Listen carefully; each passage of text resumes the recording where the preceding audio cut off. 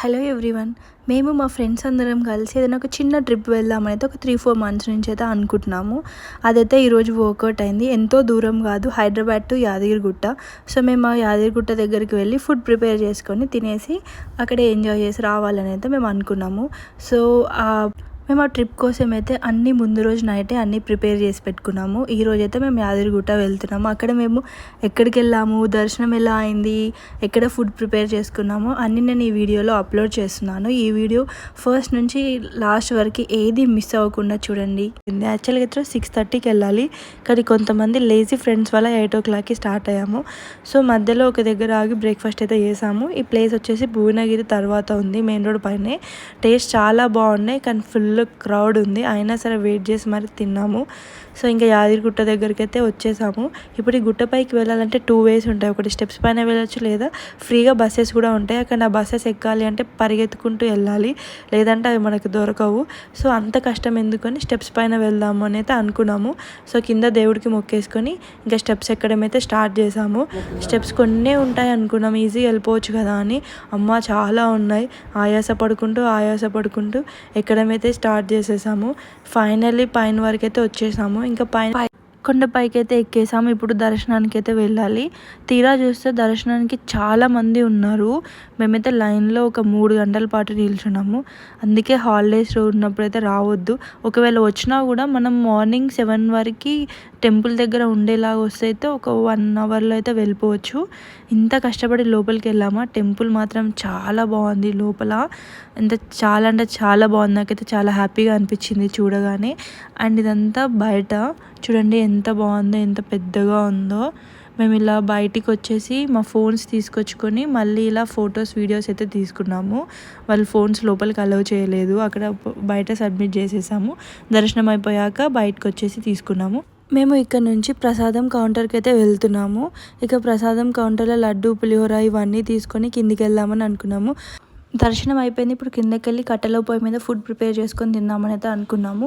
So మేము ఇక్కడ ప్లేస్ని రెంట్కి తీసుకున్నాం. వీళ్ళు ఈ ప్లేస్కి 500 రూపీస్ అయితే ఛార్జ్ చేశారు. అండ్ ఇక్కడ మనకి కట్టెలు కూడా దొరుకుతాయి. వీళ్ళైతే పచ్చి కట్టెలు అమ్మడం వల్ల మాకు పొయ్యి అస్సలు అంటుకోలేదు, చాలా కష్టమైంది. ఇక్కడ ఫ్రెండ్స్ అందరూ ఒక్కొక్క పని చేసుకుంటూ అయితే హెల్ప్ చేశారు. అండ్ వీళ్ళిద్దరు మాత్రం పని చేయడం మానేసి బార్బిక్యూ చేసుకుంటూ ఎంజాయ్ చేస్తున్నారు. ప్రతి బ్యాచ్లో ఇట్లాంటి ఇద్దరు అయితే ఉంటారు. సో ఇంకా వీళ్ళిద్దరేమో ఏమేమి ఫుడ్ ప్రిపేర్ చేద్దామని అయితే ప్లాన్ చేసుకుంటున్నారు. నేను నా ఫ్రెండ్ చికెన్ పకోడా చేద్దామని అయితే చికెన్ మొత్తం మ్యారినేట్ చేసి పెట్టాము. చాలాసేపటి తర్వాత ఈ కట్టెలు అయితే అంటుకున్నాయి. సో ఇంకా ఫాస్ట్గా పకోడా చేద్దామని అయితే అనుకున్నాము. మా కళ్ళు అయితే రెడ్గా అయిపోయినాయి ఆ పొగకి. టేస్ట్ మాత్రం చాలా బాగుండే. నేను ఎప్పుడు చేసినా ఇంత మంచి టేస్ట్ అయితే రాలేదు. మేబీ కట్టెల పొయ్యి మీద చేయడం వల్ల ఇట్లా వచ్చిందేమో అని అయితే అనిపించింది. కష్టపడి చికెన్ ఫ్రై అయితే చేసుకున్నాము. నెక్స్ట్ ఇంకా chicken curry and bagara rice అయితే ప్రిపేర్ చేసుకోవాలి. సో అందుకోసమనే మేము చికెన్ ఇంటి నుంచి వచ్చేటప్పుడే తీసుకొచ్చుకున్నాము. ఇంటి నుంచి వచ్చేటప్పుడే ఒక 3 kgs చికెన్ని మంచిగా వాష్ చేసి తీసుకొచ్చుకున్నాము. ఇప్పుడు దాంట్లోకి ఉప్పు, కారం, పసుపు, అల్లం వెల్లుల్లి పేస్ట్, ధనియా పౌడర్, గరం మసాలా అన్నీ వేసి కలిపి పెట్టేసుకున్నాము. మా దగ్గర ఎక్కువ స్పూన్స్ లేకపోవడం వల్ల నేను చేతి కొలతలనే యూస్ చేశాను, కానీ చాలా పర్ఫెక్ట్గా సరిపోయాయి. అందులో ఏది ఎక్కువ అవ్వలేదు, తక్కువ అవ్వలేదు. మేము కొత్తిమీర ఇంకా పుదీనా కూడా మ్యారినేట్ చేసేటప్పుడే వేసి పెట్టేసుకున్నాము. ఫైనల్గా 2 స్పూన్స్ కర్డ్ వేసుకొని మంచిగా కలిపి ఒక 10 నిమిషాలు పక్కన పెట్టేసాము. ఒక 10 నిమిషాల తర్వాత మా ఫ్రెండ్ అయితే ఆ కర్రీని వండడం స్టార్ట్ చేసింది. మేము ఇంకా అన్ని కట్టెల పొయ్యి పైనే చేసుకున్నాము, ఏం స్టవ్ అయితే తీసుకెళ్ళలేదు అక్కడికి. కానీ మేము కట్టెల పొయ్యి పైన వండుకున్నాం. టేస్ట్ అయితే చాలా బాగుంది, కానీ ఆ కర్రీ వండడానికి చాలా కష్టమైంది. ఎందుకంటే వాళ్ళు పచ్చి కట్టెలు ఇవ్వడం వల్ల పొయ్యి అస్సలు అంటుకోలేదు. చాలా కష్టపడ్డారు మా ఫ్రెండ్స్ అందరూ పొయ్యి అంటబెట్టడానికి. అలా ఇలా కష్టపడి మేమైతే చికెన్ కర్రీ అయితే చేసేసుకున్నాము. చూడండి ఎంత బాగుందో. ఇప్పుడు దాని తర్వాత మా ఫ్రెండ్స్ అందరు వెజిటేబుల్స్ కట్ చేసి పెడితే తిను బగారా రైస్ కూడా వేస్తుంది. అండ్ ఇంకా పక్కనే ఇంకొక పొయ్యి కూడా పెట్టుకొని బగారా రైస్ అలా ప్రిపేర్ చేసేస్తుంది ఫాస్ట్గా. ఆ పొగతో అయితే మా కళ్ళు ఎర్రగా అయిపోయాయి. అమ్మో చాలా టైర్డ్ అయిపోయాము ఆ వంట చేయడం వల్ల.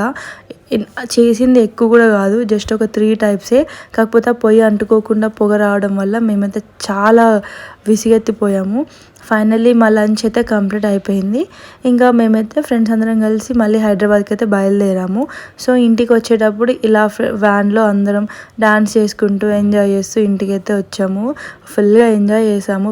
మీరు కూడా మీ ఫ్రెండ్స్ అందరితో కలిసి ఇలా ట్రిప్కి వెళ్తే నాకు కమెంట్ చేయండి మీరు ఎక్కడికి వెళ్ళారు. And thank you for watching.